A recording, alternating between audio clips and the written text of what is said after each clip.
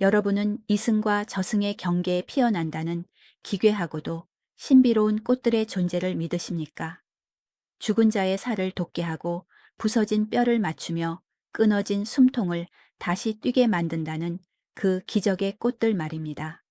하지만 만약 그 기적의 꽃을 손에 쥐기 위해 여러분이 가장 사랑하는 이들의 처참한 죽음을 두 눈으로 똑똑히 목격해야만 한다면, 그리고 짐승만도 못한 원수들의 피와 살을 직접 도륙하는 가장 잔혹한 핏빛 복수기가 되어야만 한다면 당신은 기꺼이 그 서늘한 복수의 길을 걸어갈 수 있겠습니까? 오늘 설화공방에서 다룰 38번째 기록은 제주도 무속 신화 중에서도 가장 슬프고 가장 피비린내 나는 복수극 이공본풀이의 한락궁이 이야기입니다. 이 이야기는 단순히 마법의 꽃을 구해 부모를 살려낸 착한 아들의 눈물겨운 효도담이 결코 아닙니다. 이것은 권력을 쥔 자들의 무자비한 폭력 앞에서 부모가 어떻게 갈기갈기 찢겨 죽어갔는지, 그리고 살아남은 어린 소년이 그 끔찍한 분노와 절망을 먹고 자라 결국 원수들을 멸절시키는 가장 서늘하고 잔혹한 심판자로 각성하는 다크 판타지 액션 서사시입니다. 서천곶밭의 눈부신 꽃잎 뒤에 과연 얼마나 많은 피눈물과 억울한 원한이 걸음으로 뿌려져 있었는지, 그 끔찍하고도 장엄한 복수의 문을 지금부터 조심스럽게 열어보겠습니다. 반갑습니다. 기묘한 옛날 이야기로 여러분의 밤을 채워드리는 설화공방입니다. 명당을 훔치려다 땅의 저주의 산채로 잡아먹혀버린 묘청의 끔찍한 파멸에 이어 오늘도 우리 설화의 짙은 어둠 속에 감춰진 진짜 공포와 서늘한 진실을 함께 탐구해 주시는 시청자 여러분께 깊은 감사를 드립니다. 오늘은 한국 신화 속에서 가장 드라마틱하고 잔혹한 복수의 여정을 보여주는 한락궁기의 전설을 준비했습니다. 흔히 사람들은 서천곶밭을 평화롭고 아름다운 영혼의 안식처로만 생각하지만, 오늘 여러분이 마주하게 될 서천곶밭은 복수의 무기이자 핏빛 심판을 집행하는 가장 차갑고 잔인한 형벌의 공간으로 그려질 것입니다.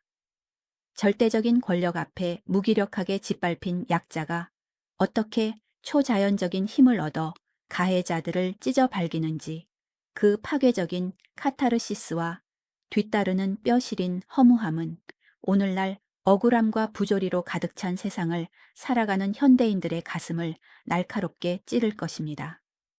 시작하기 전 구독과 좋아요는 다음 설화의 이면을 찾아 나서는 저희에게 칠흑 같은 가시밭길을 비추는 유일한 등불이 됩니다.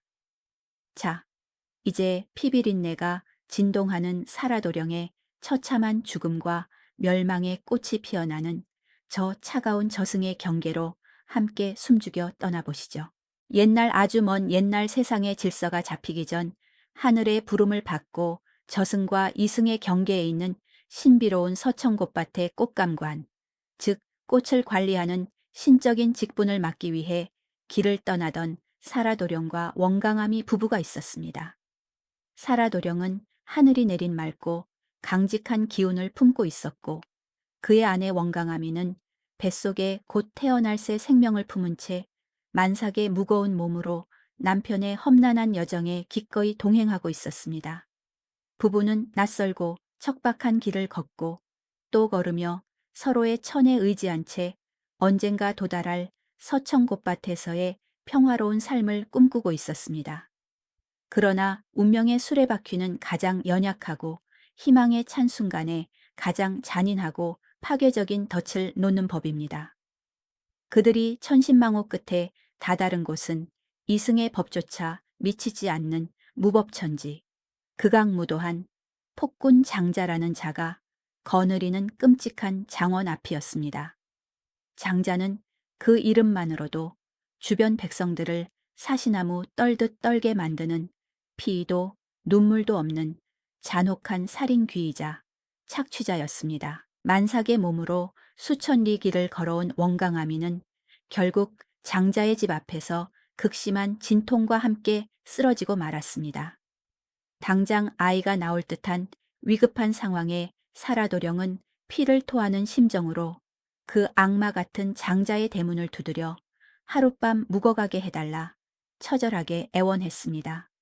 하지만 문을 열고 나온 장자의 두 눈에는 가엾은 임산부를 향한 연민 따위는 단 한 줌도 없었습니다. 그의 뱀 같은 눈동자는 눈부시게 아름다운 원간가미의 자태를 훑어내리며 시커먼 탐욕과 짐승 같은 정욕으로 번들거리기 시작했습니다. 장자는 겉으로는 자비를 베푸는 척 부부를 집안으로 들였으나 그날 밤 사라도령을 노비보다 못한 천한 헛간에 내팽개치고는 알아놓은 원강아미를 겁탈하려 덤벼들었습니다.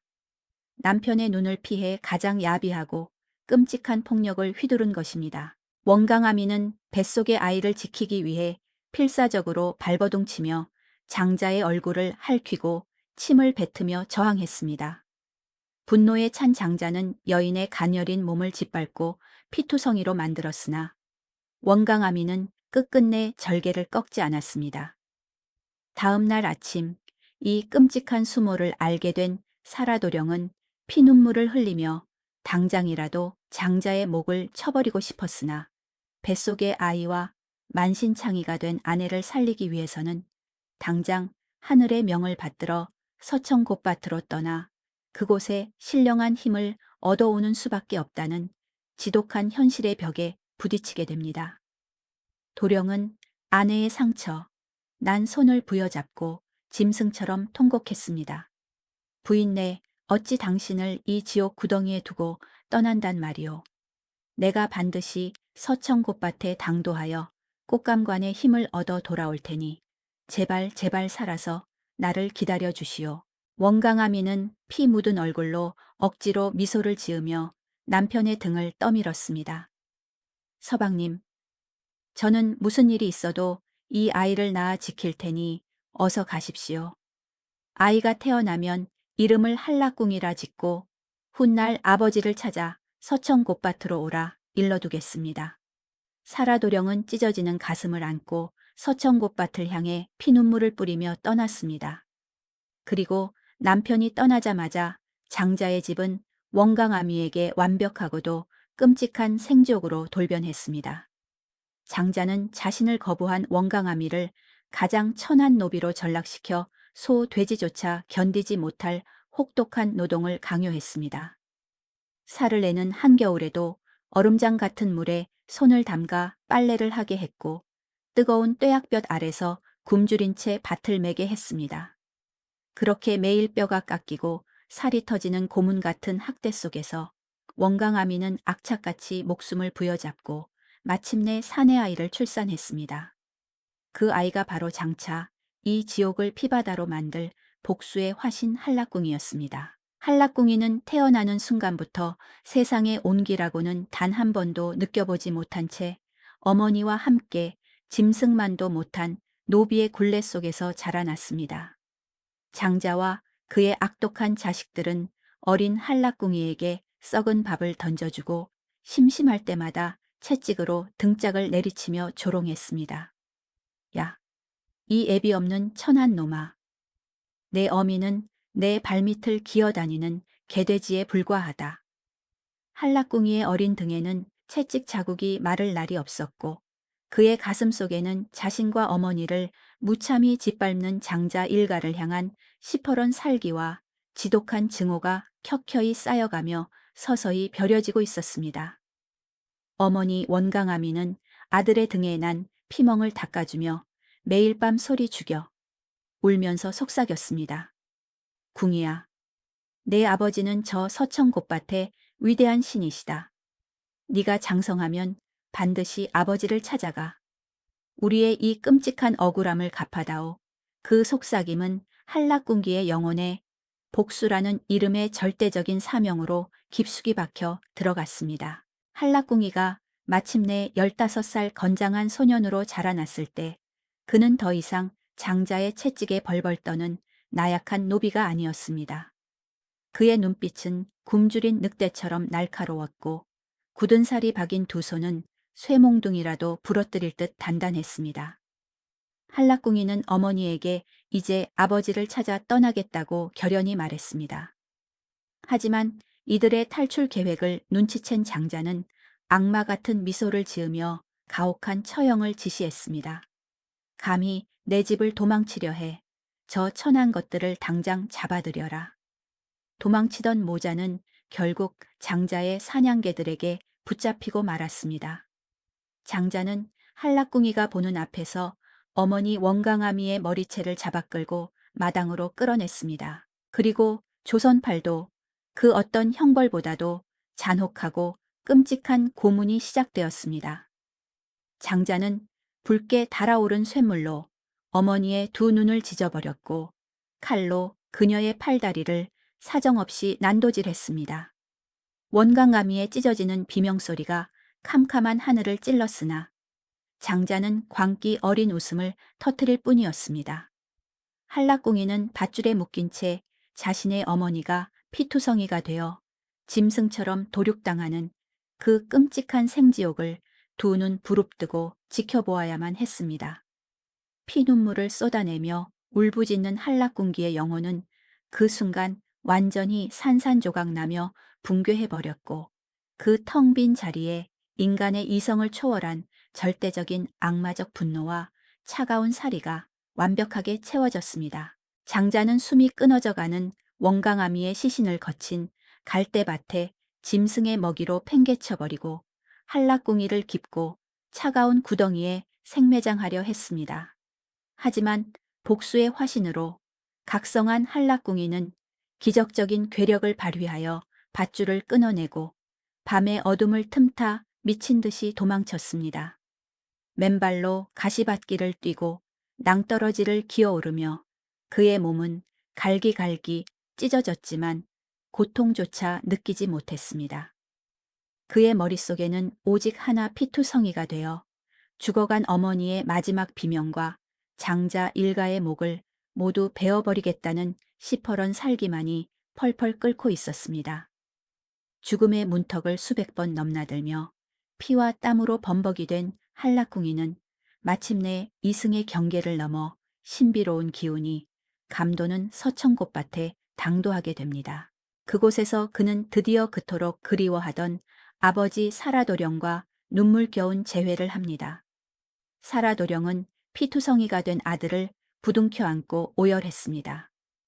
한락궁이가 장자의 만행과 어머니의 참혹한 죽음을 핏발선 눈으로 고하자 사라도령의 온몸에서도 걷잡을 수 없는 분노의 불길이 치솟았습니다. 사라도령은 아들의 복수를 허락하며 서천곶밭의 가장 깊고 은밀한 곳에 숨겨진 세상을 파멸시킬 수도 생명을 부활시킬 수도 있는 가장 끔찍하고도 위대한 무기들을 내어주었습니다. 궁이야, 이것을 가져가거라. 뼈 살릴 곳, 살 살릴 곳, 피 살릴 곳, 숨 살릴 곳은 내 어미의 찢어진 육신을 하나로 모아 다시 살아 숨 쉬게 할 부활의 꽃이다. 그리고 여기 멸망꽃과 웃음꽃, 싸움꽃, 피영원꽃은 내 원수들의 뼈와 살을 잔혹하게 녹여버릴 핏빛 심판의 무기이다. 이것들을 가져가 그 짐승만도 못한 놈들에게 지옥이 무엇인지 똑똑히 보여주거라. 사라도령의 그 서늘한 허락이 떨어지는 순간 한락궁이는 이제 힘없고 가엾은 소년이 아니라 죽음과 생명을 양손에 쥐고 지상을 피로 물들일 가장 강력하고 무자비한 사신 즉 신적인 집행자로 완벽하게 다시 태어났습니다. 품속에 신비로운 꽃들을 챙겨들고 다시 이승으로 돌아온 한락궁기의 걸음은 더 이상 두려움에 쫓기는 도망자의 발걸음이 아니었습니다. 그것은 죽음의 그림자를 몰고 오는 거대하고 차가운 폭풍의 징역이었습니다. 그가 장자의 집에 당도했을 때 장자 일가는 어머니 원강아미를 죽인 사실조차 잊은 차에 으리으리한 기와집 마당에서 기름진 고기를 뜯으며 탐욕스러운 잔치를 벌이고 있었습니다. 한락궁이는 굳게 닫힌 대문을 발로 걷어차 산산조각 내며 마당 한가운데로 걸어 들어갔습니다. 피 묻은 누더기를 걸치고 두 눈에서 푸른 살기를 내뿜는 그의 끔찍한 모습에 잔치판은 일순간 얼음물을 뒤집어 쓴 듯 쥐 죽은 듯한 정적에 휩싸였습니다. 장자가 기겁하며 칼을 뽑아들고 호통을 치려는 찰나 한락궁이는 서늘한 미소를 지으며 품에서 가장 먼저 웃음꽃을 꺼내어 마당에 흩뿌렸습니다. 그러자 기괴한 일이 벌어졌습니다. 꽃향기를 맡은 장자와 그의 가족들, 그리고 수백 명의 노비들이 갑자기 이성을 잃고 미친 듯이 낄낄거리며 배를 잡고 웃기 시작한 것입니다. 하하하, 호, 호. 그들의 웃음소리는 즐거움이 아니라 통제할 수 없는 광기에 사로잡힌 소름 끼치는 발작이었습니다. 입이 찢어지도록 웃으며 바닥을 뒹구는 그 기괴하고 소름 돋는 광경 속에서 한락궁이는 천천히 걸어가 이번에는 싸움꽃을 그들 머리 위에 던졌습니다. 그러자 미친 듯이 웃던 그들의 눈동자가 순식간에 시뻘건 핏발로 뒤덮이며 짐승처럼 돌변했습니다. 그들은 서로의 목을 조르고 눈알을 파내며 살점을 물어뜯는 끔찍한 아귀다툼을 벌이기 시작했습니다. 아버지와 아들이 서로를 칼로 찌르고 어미와 딸이 서로의 머리채를 잡아 뽑는 지옥의 도륙전이 마당에서 실시간으로 펼쳐졌습니다. 피와 살점이 사방으로 튀고 짐승의 뼈가 부러지는 끔찍한 파열음이 진동했습니다. 한락궁이는 그 처참한 지옥도를 곁에서 가장 차갑고 건조한 눈빛으로 지켜보며 그들이 스스로를 파괴하는 고통을 뼛속까지 즐겼습니다. 그들이 피투성이가 되어 숨만 겨우 붙어 있을 때 한락궁이는 마침내 최후의 심판, 피영원꽃과 멸망꽃을 그들 위로 사정없이 흩뿌렸습니다. 그 꽃잎이 살갗에 닿는 순간 장자 일가의 몸에서는 시커먼 피가 폭포수처럼 쏟아져 나오기 시작했고 그들의 뼈와 살이 끓는 물에 녹아내리듯 질척하게 녹아썩은 고깃덩어리와 진흙탕으로 변해버렸습니다. 살려달라는 단말마의 비명조차 내지 못한 채 권력의 정점에서 약자들을 무자비하게 짓밟았던 장자 일가는 흔적도 없이 핏물과 한 줌의 재로 완벽하게 멸절당하고 말았습니다. 그것은 인간의 자비를 완벽하게 거세해버린 가장 철저하고도 끔찍한 핏빛 복수극의 완성이었습니다. 복수를 끝낸 한락궁이는 피비린내가 진동하는 장자의 집을 뒤로하고 미친 듯이 갈대밭으로 달려갔습니다. 까마귀 떼가 날아오르는 그 참혹한 갈대밭 한가운데 짐승들에게 뜯어먹혀 백골과 부패한 살점만이 널브러져 있는 어머니 원강아미의 처참한 시신을 발견했습니다. 한락궁이는 짐승처럼 오열하며 흩어진 어머니의 뼈와 살점을 하나하나 자신의 피 묻은 손으로 소중하게 주워 모아 뼈 살릴 꽃을 문질렀습니다. 으스러진 뼈가 기적처럼 딱딱하게 다시 맞춰지기 시작했습니다. 이어 살 살릴 꽃을 문지르자 백골 위에 고운 살점과 피부가 돋아났고 피 살릴 꽃과 숨 살릴 꽃을 차례로 올리자 창백했던 어머니의 몸에 붉은 피가 돌며 끊어졌던 심장이 다시 힘차게 고동치기 시작했습니다. 마침내 원강아미가 깊은 숨을 들이켜며 두 눈을 번쩍 떴습니다. 어머니 궁이야.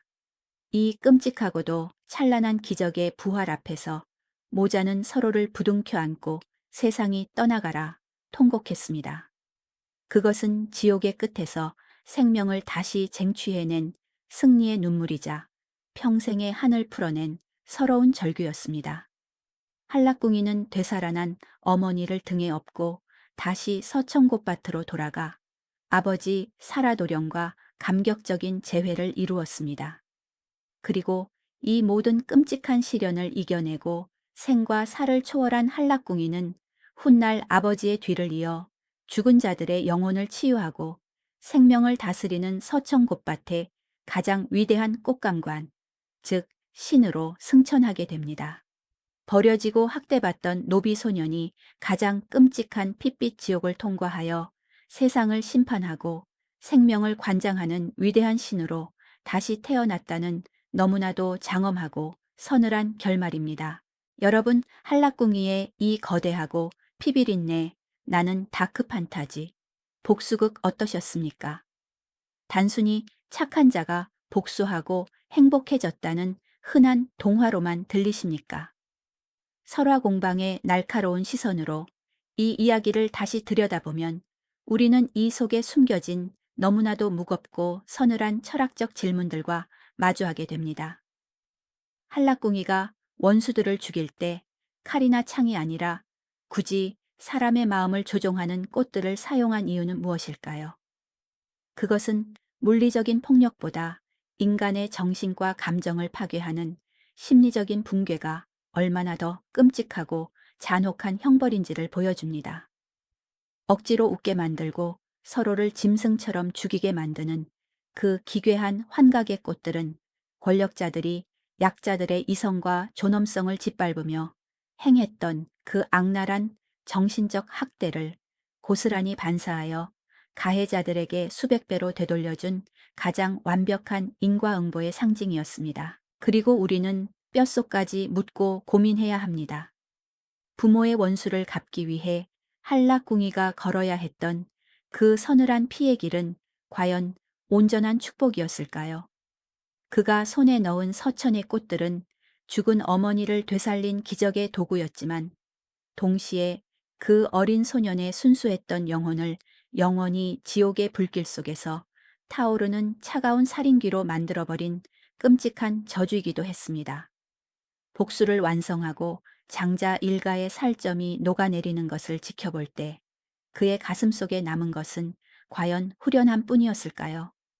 아니면 인간으로서 결코 넘어서는 안 될 생명의 선을 넘어버린 자가 평생 짊어져야 할 끔찍한 피비린내와 뼈 시린 허무함이었을까요? 세상의 거대한 부조리와 악을 처단하기 위해 스스로 더 거대하고 잔혹한 괴물이 되어야만 했던 한라궁기의 이 딜레마는 오늘날 타인의 악행에 분노하며 똑같은 폭력의 방식으로 되갚아주려 하는 우리 현대인들의 깊은 내면을 서늘하게 비추는 거울이 됩니다. 복수는 통쾌하지만 그 복수를 집행하는 손에는 영원히 지워지지 않는 타인의 피와 살점이 끈적하게 남는다는 사실.